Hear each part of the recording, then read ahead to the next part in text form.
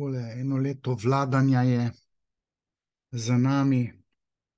Marsikaj tega, kar se je zdaj dogajalo v zadnjem letu, sem napovedal.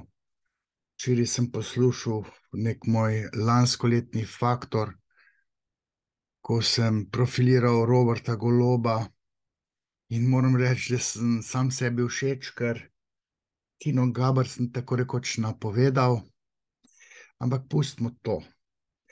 Jaz sem si skiciral oziroma napisal ene stvari, ki jih bom, kljub temu, da sem malo dislektičen, vseeno poskušal prebrati, sicer sem vajen bolj prosto govoriti, pa vendarle danes smo ponedeljek, 5. junij.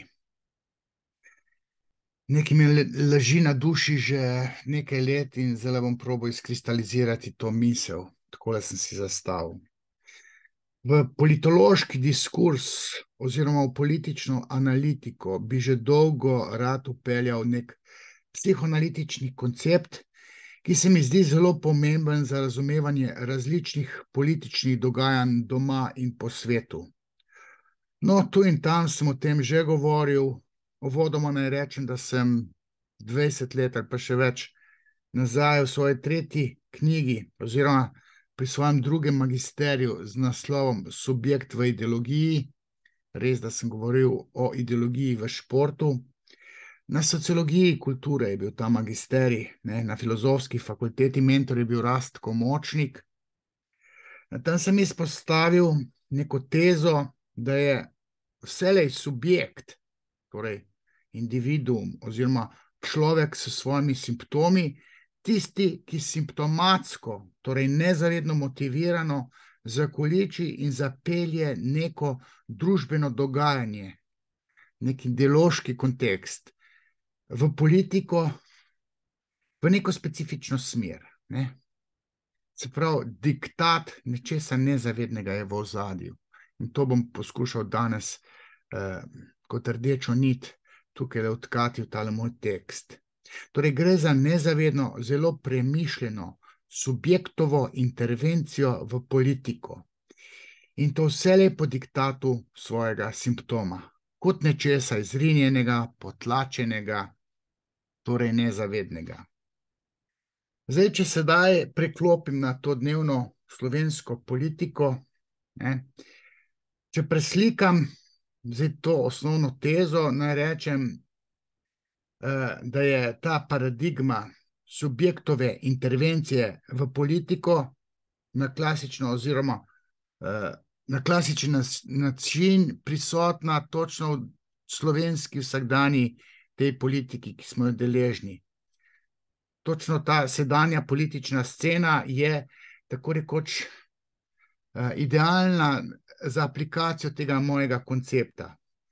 Zato naj rečem, da je politično prepiranje, olepševalno rečeno nestrinjanje, v resnici, torej v fundamentu,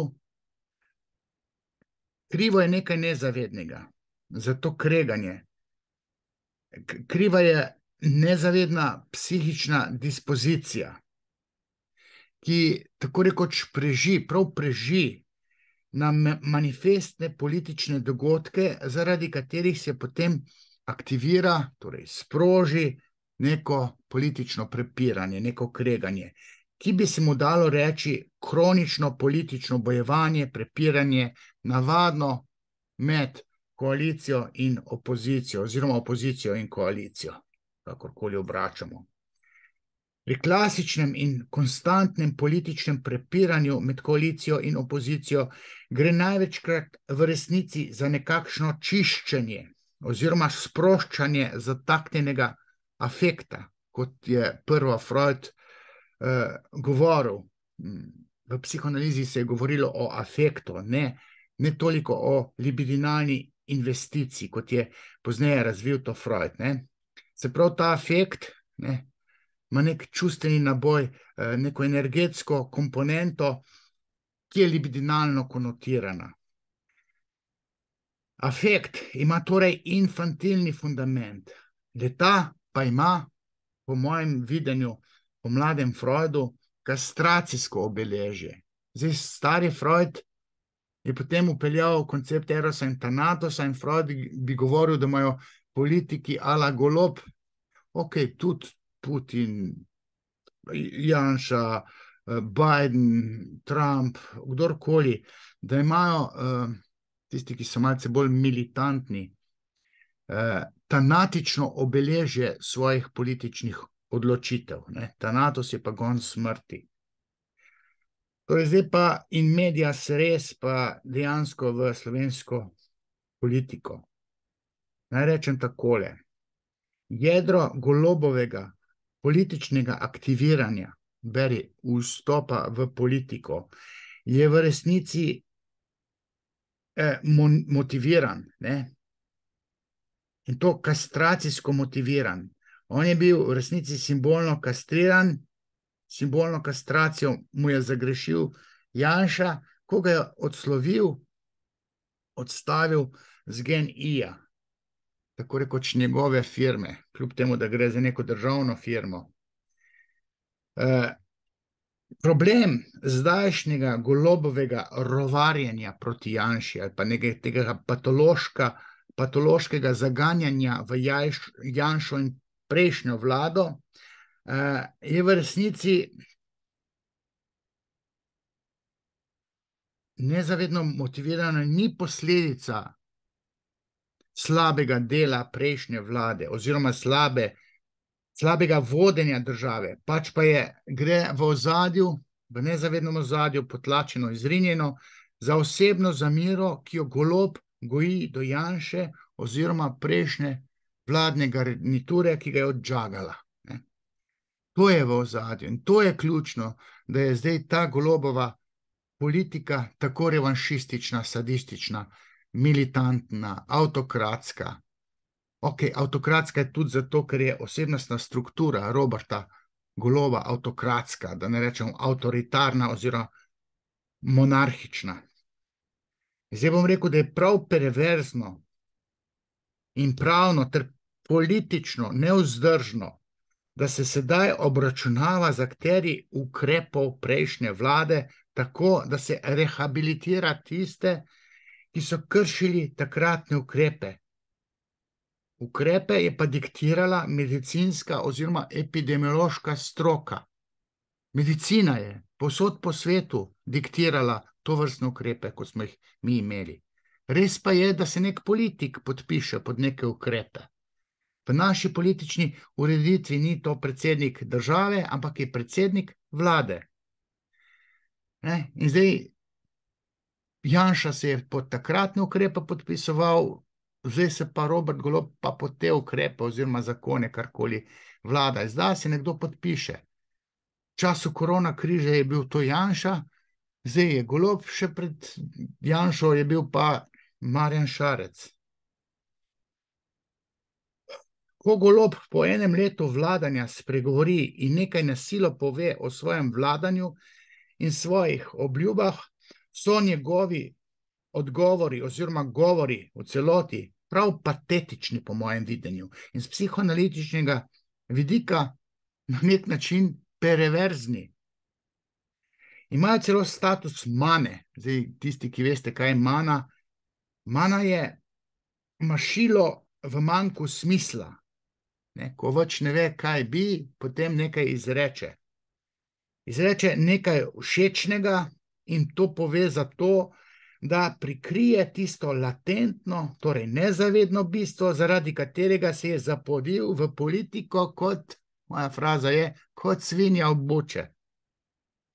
Golob pravi, da je bila glavna obljuba in tudi glavna želja ljudi, da ponovno živimo v normalni državi. Bože, Bože. In potem pravi, da je to prva obljuba, ki smo jo izpolnili. Te dni je to rekel. Ne pove pa bistva, torej, da je v tem enem letu zgolj in samo sadistično in revanšistično sebe pucal, se znašel nad Janšo in prejšnjo vlado, prejšnjo garnituro. In da je zdaj zgolj posredno in spotoma, zadovoljil še tiste volivce, ki so ga izvolili. Ne. Pa še zdaj se izkazuje, ne, da je zadovoljena nek peščica njegovih volivcev, ne pa vsi. Njegovi pristaši, bivši, ne, torej, nekateri so postali že bivši pristaši, bivši volivci in so se mu tokom tega enega leta že odrekli. Nikoli in nikakor pa ni zadovoljil vseh oziroma večine volivcev. Golob ima veliko srečo, da COVID-19 ni epidemično vztrajal tudi v njegovem mandatu. Ne. To je srečo ima večjo kot pamet. Ne, saj ni butast, ampak srečo ima večjo kot pamet. Če bi mi zdaj imeli COVID krizo, kakršno je imel Janša, ne, ko je vladal, to bi se Golob fejsto smešil, oziroma bi se kar hitro prilagodil in uslišal predloge medicinske oziroma epidemiološke stroke. Zdaj, če bi se to zgodilo, ne, da bi Golob vladal v času, ko bi bil COVID, ne, in če bi uslišal in je nakazoval razne tiste potrčkote, pa tiste, ki so negirali COVID, pa negirali ukrepe, mi bi imeli danes veliko zdravstveno katastrofo. Golob je v svojem velikem desantu na državo, če smem temu tako reči, celotno desno oziroma konzervativno volilno telo povsem odrezal in preslišal njihove apele, želje, predloge, potrebe. Prav patetično je to, kako potem razlaga, kaj pomeni normalna država. Češ, da gre za državo, kjer je pomembno pravo, kjer živimo v demokraciji in kjer veljajo pravila odprte družbe. Kako si tole racionalizira, ne? Sam sebi to laže, da si kar verjame, ne? Po drugi strani pa se ve, da je pohabil pravno državo in s tem, ko je abolicijo naredil, ne? Aboliral, tako rekoč, pomilostil tiste, ki so med epidemijo kršili ukrepe, torej pravni red države, ki ima nek pravni red, ne. On je v jedru spodkopal, mislim, s tem svojim desantom na državo, ne, je pohabil pravno državo. Pa tej isti Golobovi vladi oziroma državi se skuša z nekim strateškim svetom za sovražni govor utišati drugače misleče. Priganja se jih s policijo, mene, Faktor z nekim Akosom, tisto agencijo, skuša se ukiniti oddajo, je dosti pluralna, dosti gledana. Oddaja, v kateri se kritično govori o njem, njegovi Urški, ne, predsednici Državnega zbora, in tudi Tini Gaber. Ne, čeprav jaz Tine Gaber kaj posebej ne komentiram, niti je ne kritiziram. In celo vlado se da kritično motriti ravno skozi te oddaje, ki so napadane. Bodi si Ura moči, bodi si Nova 24 TV, pri Tomažiču, Kdo vam laže, ali pa tale naš Faktor, Aljušev Faktor, kjer jaz redno nastopam. Na ta način je potrdil, da je zgolj in samo ujetnik svojega nezavednega. To je moja rdeča nit tega, kar zdaj govorim. Se pravi, ujetnik svojega nezavednega, svojih potlačitev in svojih izrivanj. Izrivanja pa potlačitve ni eno in isto, ampak izrivanja, ki jih ima odrasel človek, se obnašajo tako kot potlačitev, ne? Potlačitve so značilne za otroka, izrivanja pa za odrasle ljudi. In če ima nekaj status izrinjenega, se to izrinjeno lahko obnaša tako, kot se obnaša potlačitev. In zdaj, kaj pa izrinjeno, potlačeno, ne? In ven tolče, ne? To je tista njegova ranjenost iz registra simbolne kastracije, iz katere črpa potem ta sadistični revanšizem. Ne. To, da je egomanjak, to je njegova osebnostna lastnost, ki jo lahko ima in je uspešen top menedžer v GEN-I-ju, ampak v demokraciji pa ne more funkcionirati kot demokratični vladar oziroma predsednik neke parlamentarne demokracije. Ne. Tam pa egomanija spotika dotičnega avtoritarca pri vladanju. Njegove, torej Golobove ambicije in ambicije domala mnogih politikov so oziroma niso dobro življenje ljudi v tej državi, kjerikoli, ki jo želijo te vladari politično upravljati, jo voditi. Pač pa je ambicija latentna, nezavedna priti na oblast, imeti moč in oblast in potem zganjati nek revanšizem, sadizem nad nekom, v Golobovem primeru pač nad drugače mislečimi, nad Janšo, nad njegovo garnituro vladno, nad janšisti, torej pristaši Janše. Bistveno revanšistično, sadističnega, bistvo sadističnega, revanšističnega je uživanje. Uživanje, ki ima latentno obeležje, torej je uživanje tistega, ki se sadistično izživlja, je nezavedno konotirano. To bi bilo bistvo. Problem in nevarnost slabih politikov, tudi Goloba in še prej Šarca, je predvsem kriza identitete. Zaradi krize identitete se nekateri podajajo v politiko. Kriza identitete ni imel Cerar, recimo jo nima niti Janša, imel je že Šarec, ni jo imel Janković, imel je Šarec, še bolj ima po tem smislu, v tem kontekstu povedanega, ko je bil simbolno kastriran iz GEN-I-ja, krizo identitete ima pa Golob. Pa vsi tisti slabi politiki, ki povsem povozijo to neko moralno držo, ki bi jo moral imeti nek predsednik neke države, vlade.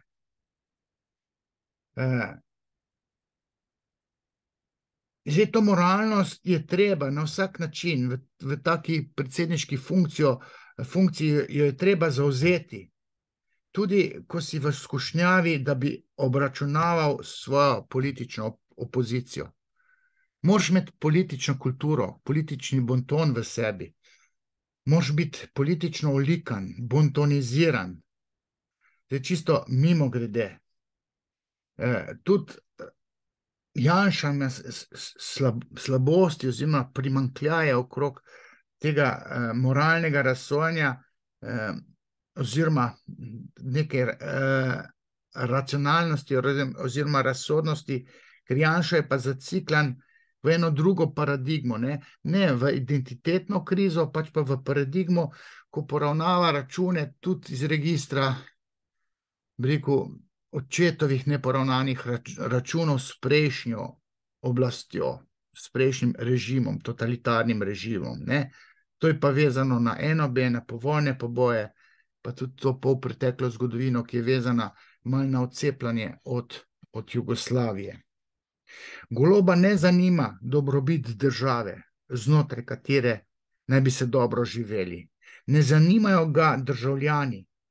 Nezavedno ga zanima predvsem maščevanje, revanšizem Janši in prejšnji vladi, prejšnji garnituri, ki ga je z odstavitjo z GEN-I-ja simbolno kastriralo.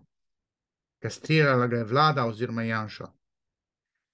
Ampak to ni retorična fraza, na simbolno nezavedni ravni je kastracija zelo realna, zelo boleča, trajno delujoča. Moški, ki je simbolno kastriran, ženska tega nima v sebi, moški, ki je simbolno kastriran, potem vrača udarec. Zdajle Golob, njegov imperij, njegovi svobodnjaki vračajo udarec. Imperij vrača udarec, bi se reklo. Se pravi, Golob hoče, to pomeni želi, nezavedno si želi. In to ga vodi sadistično izživljanje nad prejšnjo vladno garnituro. Se pravi, Golob hoče, nezavedno si želi in to ga vodi, to, kar sem povedal, ta revanšizem, v sadistično obračunavanje, izživljanje nad prejšnjo vladno garnituro. Oni potem mrcvari janšiste, vse, ki smo konzervativni, ne, jaz sem nikakršen janšist, ampak sem zgolj in samo konzervativen, kar ni anarholiberalnost, ne. Življenje državljanov pa Goloba v resnici sploh ne zanima, ne. To je tudi eno pomembno bistvo. Zanima ga toliko, kolikor svoje vladanje sklicuje na dobrobit državljanov, ne. Vedno prav, da to dela za državo, za ljudi, ne. Ja, malo za svoje volivce, ampak on to dela zase. V resnici, ne, tako teoretsko gledano, si Golob jemlje državo oziroma državljane za nekakšne talce, s pomočjo katerih se revanšistično izživlja nad prejšnjo vladno garnituro. Torej nad Janšo. In to dela nezavedno, ne. Jemanje talcev, države, državljanov za to, da se čisti, ne, da daje ven svojo neko jezo, ne, to dela nezavedno. O tem njegova zavest nič ne ve. Ta njegova revanšistična politična drža je, milo rečeno, z politološkega vidika politično nezrela in škodljiva za državo in za splošno politično klimo, ki že eno leto vlada v državi od njegove izvolitve. Prejšnja vlada je skušala zajeziti COVID krizo in bila pri tem, rekel, resnici na ljubo, kar uspešna. Golob pa, tako rekoč, v nič daje vse, kar je dobrega naredila prejšnja vlada. Vse daje v nič. In to samo in izključno zato, da se maščuje Janši, torej prejšnji vladni garniture.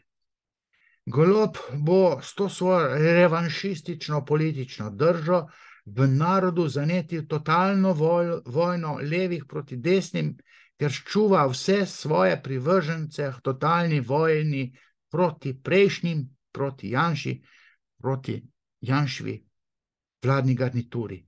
In potem absurdno reče, ljudem smo obljubili. Ko obljubili so?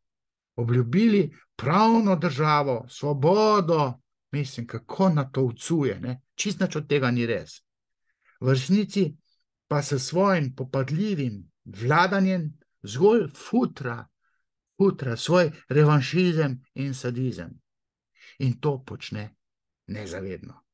In to je doprinos psihoanalize k razumevanju nekega političnega trenutka v neki državi. Pa paradigma je zelo univerzalna, ker to delajo mnogi vladari. To dogajanje, ki ga ima Slovenija, ga ima zagotovo tudi, kaj vem, Italija, naši sosedje, Madžarska, ne vem, Turčija, ki je imela zdaj volitve, ne. In to je absolutno škodljivo za državo, za narodovo spravo, ki jo Slovenija v tem trenutku najbolj potrebuje. On bi moral najprej sterapirati sebe,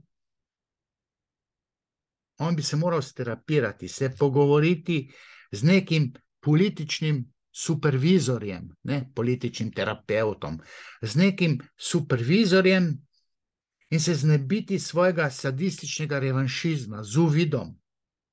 Če bi se sterapiral pred volitvami, torej, če bi prišel pred volitvami do uvida, se sploh ne bi podajal na volitve, si sploh ne bi želel vstopiti v politiko. Oziroma, če bi sedaj prišel do uvida, znamenitega uvida, bi si želel izstopiti iz politike. Namreč po uvidu, glede svoje ranjenosti v zvezi z Janšo in svojo kastracijo, ki mu je Janša naredil, s tem, ko ga je odstavil, se mu ne bi bilo treba več revanšistično podajati v politiko in se življati s psihotičnimi, pod narekovaji psihotičnimi pristopi v smislu linča nad vsem, kar je počela prejšnja vlada v času COVID krize, ko je skušala zgolj in samo, in tega ne bojo razumeli, narodu zaščititi zdravje. Tam na stranska vrata so še kaj upeljali, ampak pustimo zdaj to.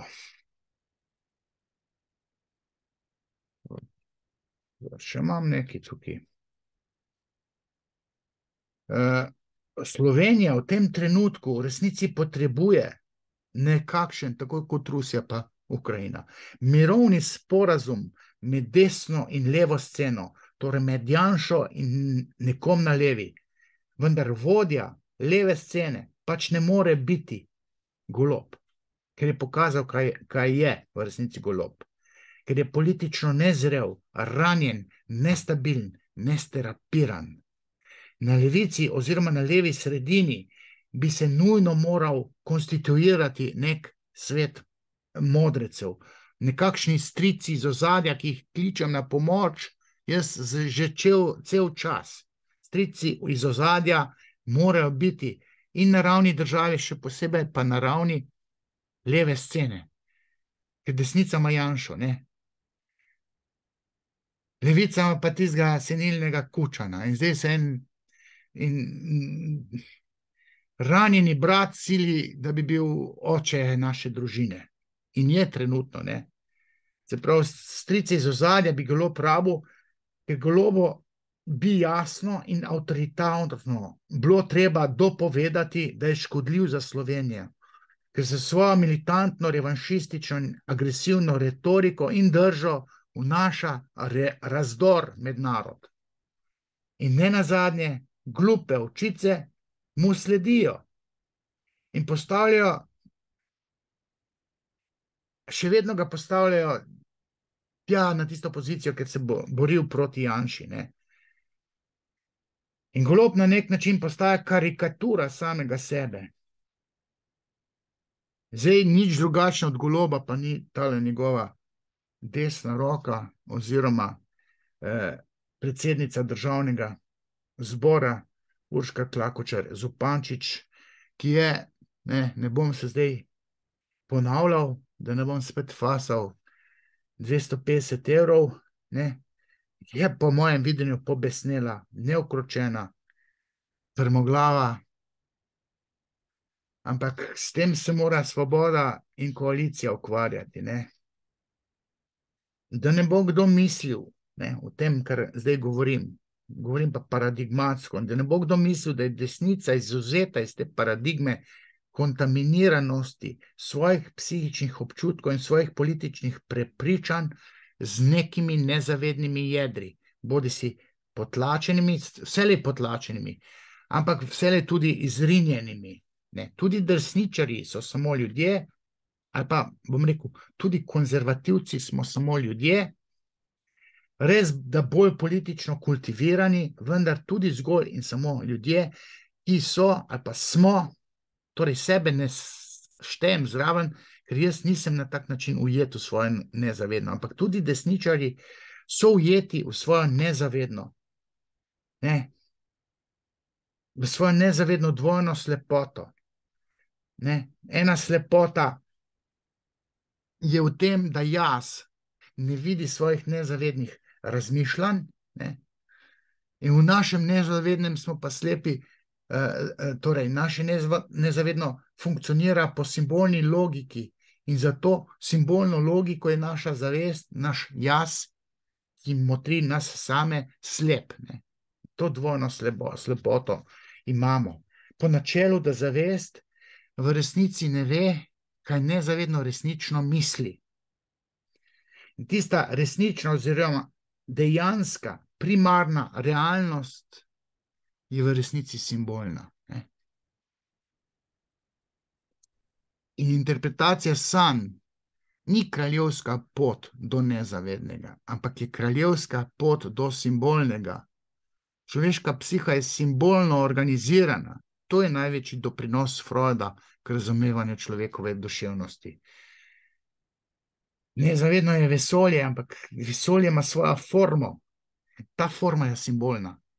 In to moramo vedeti, če želimo karkoli o človeku in družbi in politiki sploh vedeti. Ne. Torej, tudi desnica bi morala umakniti nekaj svojih terierjev ali pa svojih bulmastifov, ne vem, kako ne rečem, ki jih ima v prvih vrstih. Ne. Jaz bi tukaj izpostavil, ne, na tega sem alergičen, ker se je spustil na naše pokopališče tamle, ker imamo že 50 let saniranega, a on bi tudi odkopaval kosti. Govorim o tem ranjenem nekrofilu Jožetu Dežmanu, zaradi katerega je Levica ukinila muzej. Ne? Pa kaj ste cel muzej ukinili? Pa Dežmanja bi samo odžagali pa dali svojega nekega direktorja, ne da grede cel muzej ukinjati. Ne? To je tudi neka norost Levice. Se pravi, Dežman pa razkopava kosti kot nek tist pes tam, ko v Istri tiste tartufe iše. Dežman bi svojo obsedenost z odkopavanjem kosti moral ozdraviti s pogovarjanjem, s talking cure. Dežman v resnici ni do konca sterapiran, Dežman je hodil z hruglo, se je bil vas zapit, ampak se ni do konca sterapiral. Travm, ki jih je doživel ob očetovih vojnih pripovedih, ne? Potem je mrskej povedal, pa tale strič Stonček tudi. Jaz sem bil na njegovem predavanju, ne? Ki je rekel, človeka že streliš v hrbet, ampak če te človek gleda v oči, to je pa zajeban, ne? Kako ti Dežman veš, če sem letnik 55, ne? Ja, fote pa strica ti povedala, ne? Smo jih streljali, z ga komu v hrbetu streljali, ampak če ti pa gleda v oči, z ga pa težko likvidiral, ne? In to je ta ranjena duša, ne? Ta nekrofil Dežman, zdaj tiste kosti izkopava, ne? Morate tudi desničari slišati, kje imate slepo pego, ne? Ta je stric Stonček je bil narodni heroj, tam po Dražgošah se je boril, ne? To je brat od očeta. In zdaj to mešanje dreka z odkopavanjem kosti, Sloveniji kot državi, ker imamo harmonijo, absolutno nič ne koristi, ker utrjuje razkol med desnimi in levimi.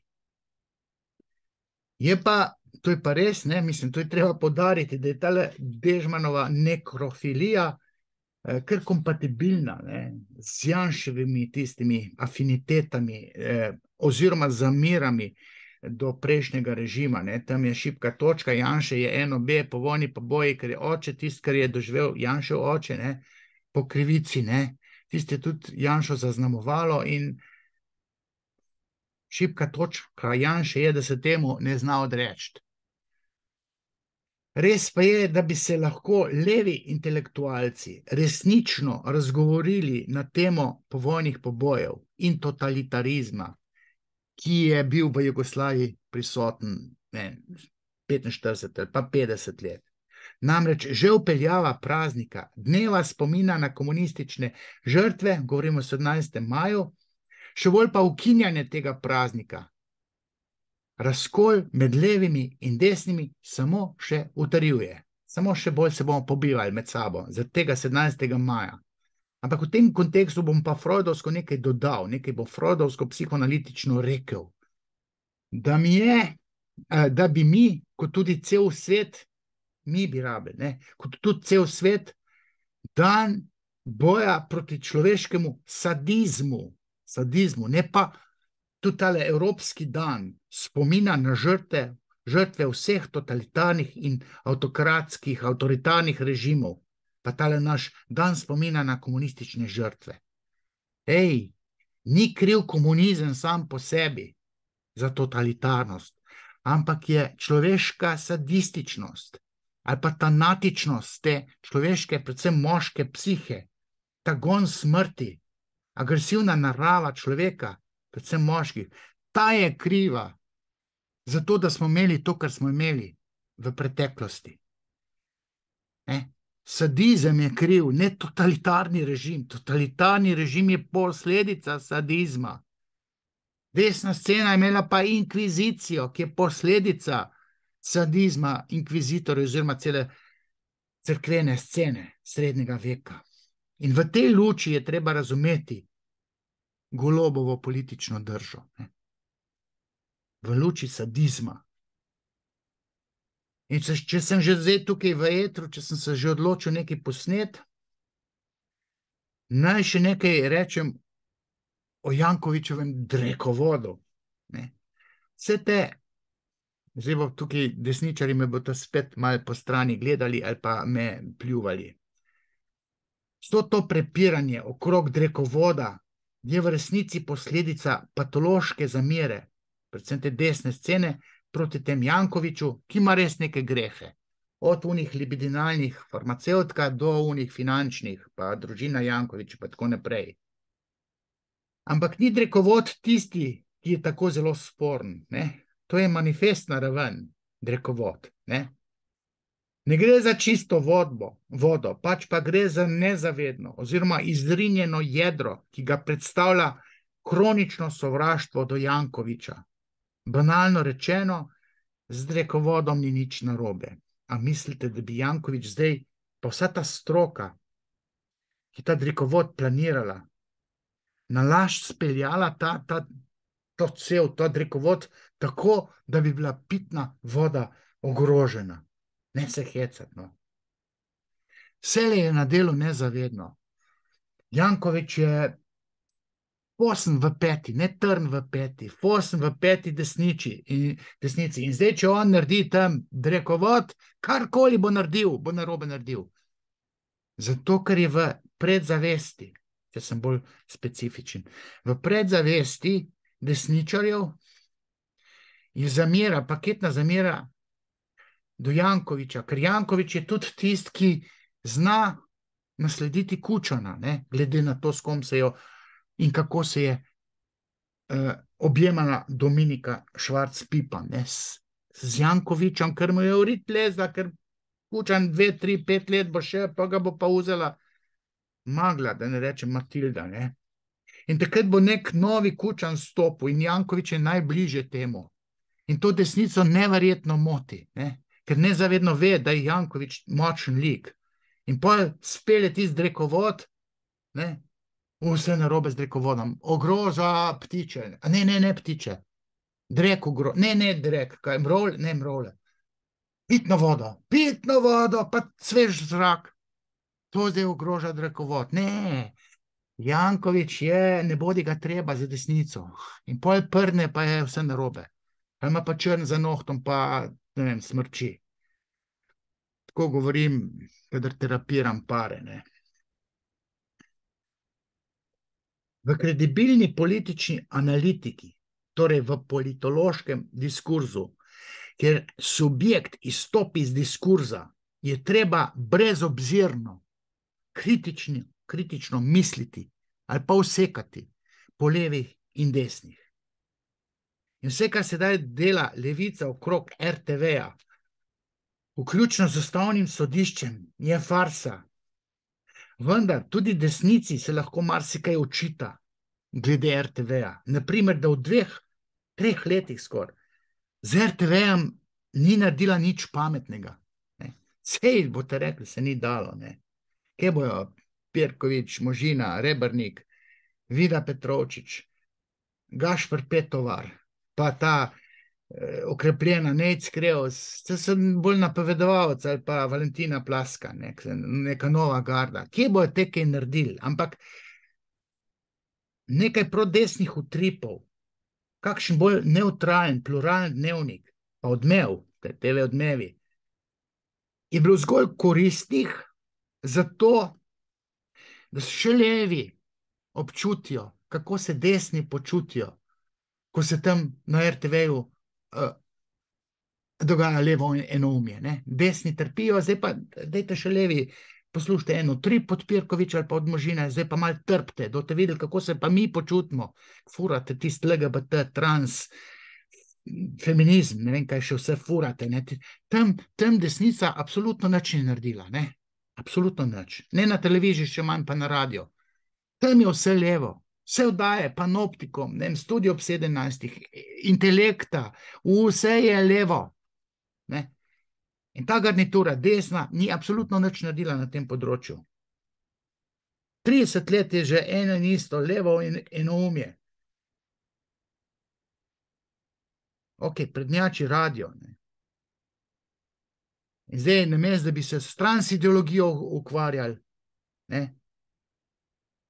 v 2 letih ni bilo nič problematiziranega na področju transideologije, gibanja LGBT in gibanja feminizma. Nič ni desna scena naredila na to temo. Sam tiste povojne poboje je drgnila. Pa NOB, povojni poboji, pa povojni poboji, pa NOB, pa ok, tam muzej, ne. Ja, ne, in pa sem jaz jezen, ker tudi desnica se ni znajdla. Boj za RTV preko levih aktivistov, levih hlapcev, kot jaz rečem, ki se razglašajo za strokovnjake.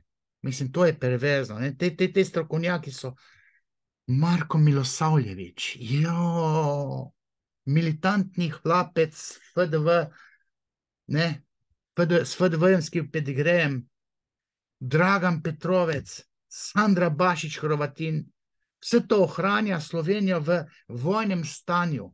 Točno te aktivisti. To je prav perverzno,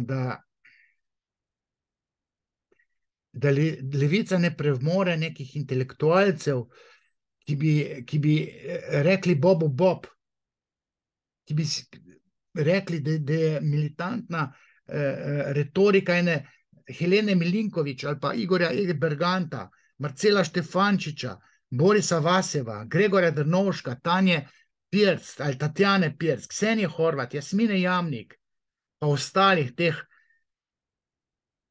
RTV-jevskih novinarjev, teh pajdašev leve ideologije oziroma leve scene ali pa Goloba, ne. Noben levi intelektualec ni nič obsodil.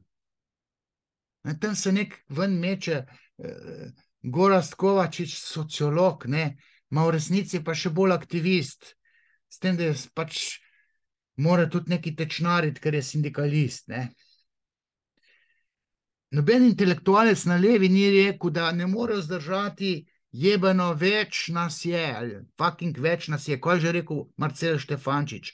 Zato, ker je nekoga več ne more prevladati v nečem, ne more prevladati. Ker tisti, ki smo pa na desni oziroma konzervativni, ker jaz se imam za levičarja, ampak sem konzervativni, tistim na desni se bo tako strgalo, da eden kar Kosta ratu, ne, Amok Kosta, pa ne bo 13-letni, ne, Kosta Kecmanović, pa to bo se enem tako strgal, pa se bo belili glavo. In kaj je šlo narobe, ne pa je v družino vrtu. Ne.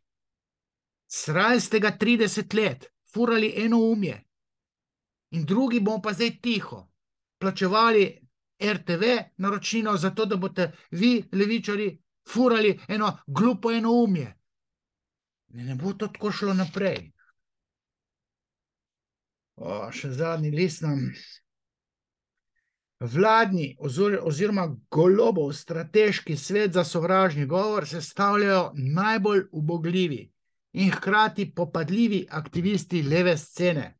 Pejte si jih tam prebrati.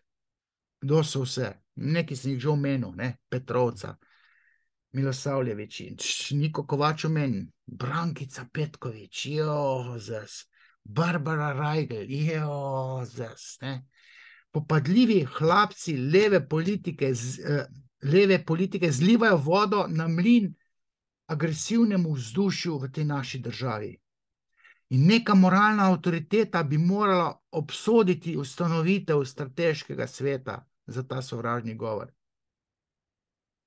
Ker ta strateški svet je eno samo enoumje, brezopozicijsko enoumje, kjer hlapci, tvorni agenti, kot bi rekel močnik, leve ideologije perpetuirajo to ideologijo in preprečujejo, da bi se pluralnost naselila v javni diskurs, na RTV recimo.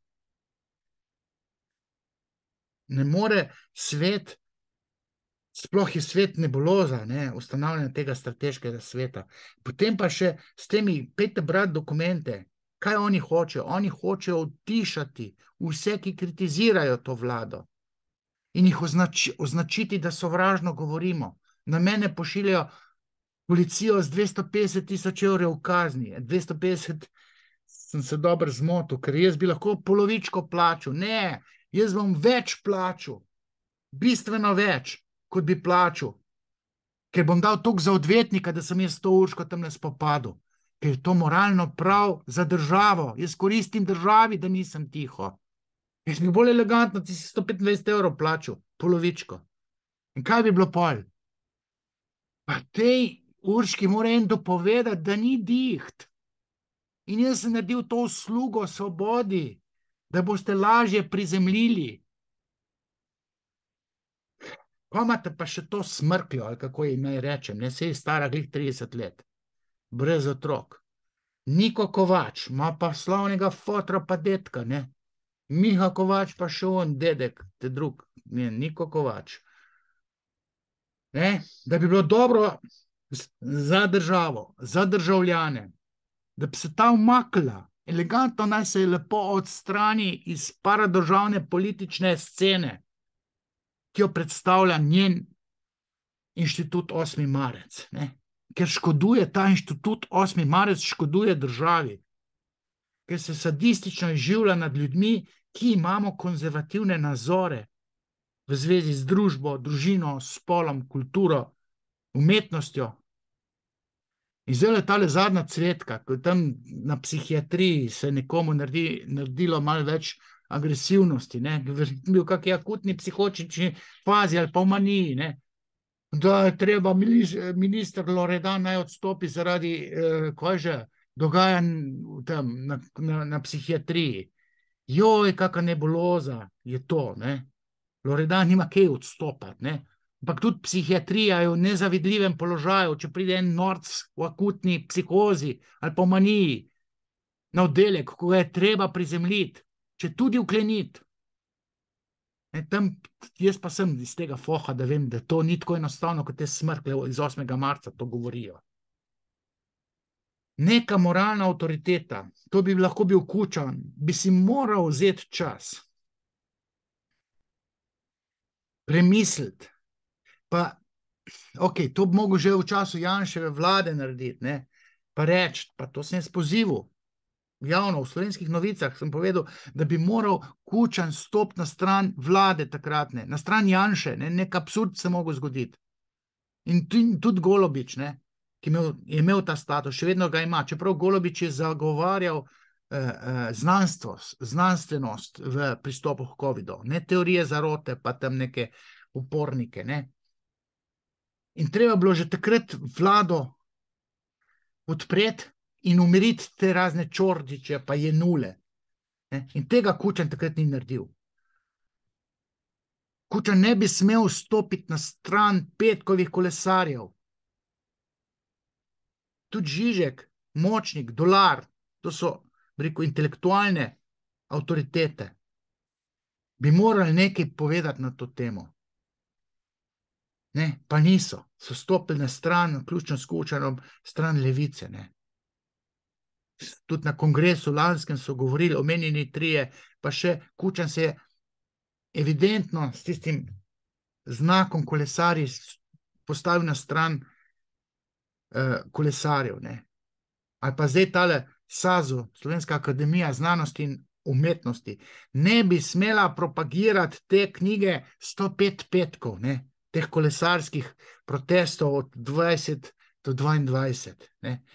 To intelektualci na SAZU ne bi smeli narediti, ker so intelektualci in se ne bi smeli politično opredeljevati na takšen način, kot se že ves čas levo politično opredeljujejo.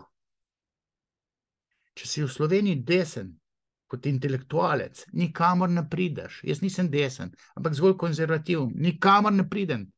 Razen na Faktor, pa tle neke solo podcaste, pa solo video snemam. V humanizmu, če si konzervativen, družboslovju, ne prideš nikamor, absolutno nikamor. Konference, kjer bi jaz moral predavati strokovne teme, se paketno cela konferenca odpove. Ker sem jaz konzervativen. Sploh se ne ve, kaj jaz tam govorim. Ampak samo zato, ker sem konzervativen. Kje ste zdaj intelektualci, da bi to obsodili? Da bi rekli, Urška, ko se pa ti zupala s to policijo? A se ne znaš brzdati? Psihiatri mogli reči, nekdo, ki tako reagira, kot je reagirala Urška v zvezi s policijo, pa s temi čustvenimi izlivi, da ne rečem petjem pa poplesavanjem, ne? Taki ljudje imajo svojo diagnozo. Psihiatri bi se morali izpostaviti. Če ne drugače, s klicem v kabinet Gibanja Svobode. In nimamo mi intelektualcev z jajci. Ne? Mislim, kaj imamo zdaj mi? Mi imamo trije vzroki, zakaj smo tudi v pizdi ali pa v kurcu kot država. Zato, ker ti intelektualci imajo ene hude racionalizacije in mislijo in verjamejo, nekateri, ne, ena skupina, da vlada Golob prav. Ne? To vidi ena skupina, ena tretjina teh intelektualcev. Pa je tle nekateri moralno razsodni intelektualci, ne? Zdaj, če so, nimajo jajc, da bi stegli jezik. Ne? To je ena skupina intelektualcev, ko ve, ampak so tako preplašeni, da tudi pisniti ne upajo. Druga polovica intelektualcev je pa sploh moralno na psu. Ne? Pogumani, na psu moralno, eni so pa tukaj si zracionalizirajo svojo verzijo resnice, da še Golobu verjamejo. Kaj naj še rečem? Tale RTV bo ausglajzala nazaj v Studio City, v Marcela Štefančiča, pa bomo imeli spet še eno STA, ena sama enoumna prolevost. Golobova vlada absolutno ne bi smela razveljaviti kazni, ki jih je prejšnja vlada izrekla protestnikom, ki so kršili ukrepe, ko so skušali zajeziti širjenje epidemije in narodu ohraniti zdravje. Absolutno ta vlada ne bi smela abolirati unih kršiteljev. To razveljavljanje kazni in rehabilitacija vseh teh levih anarhistov je simptomatična. Saj se na ta način izdaja ravno to nezavedno, torej potlačeno in izrivano jedro, ki stoji v ozadju Golobove popadljivosti in predsedničine, torej tudi predsednica državnega zbora ima ta revanšizem nekontroliran. Oba dva sta tako rekoč iz istega testa. Moralne avtoritete, če jih Slovenija sploh premore, ne? Mislim, premore jih že, ne? Zdaj, Ernest Petrič, vem, da je eden takšnih, ne? Tudi kakšen Boštjan Zupančič, če ne bi zajadral tiste teorije zarote, pa se spogledoval s Alešem Erneclom, ne? Bi bil tudi ena taka moralna avtoriteta, pa še kdo bi se našel, ne? Tudi Miro Cerar, ne? Bi morali, neki teh bi morali spregovoriti, nekaj pravnikov, ki imajo to ustavno pravo mezincu, ampak ne Ciril Ribičič, ki je bil predsednik SD-ja, Združene liste socialnih demokratov. In te pravniki bi morali reči, da to država ne more samo sebe kot inštitucijo demantirati, da ukinja kazni, da dela neko abolicijo. Eni Urški Klakočar Zupančič mora nekdo reči, veš, kaj si ti govorila. Zdaj pa sama policijo pošiljaš na vodepa, ki zgolj in samo kritični mislec, pa še levičar je po vrhu. Ker se ne znaš kontrolirati, ker imaš žute minute, se ti strga čist. Ja, kdo je bo zdaj navil ušesa? Če ne drug, nekdo, ki ima tam moralni pedigre. Evo, toliko sem povedal. Take it or leave it.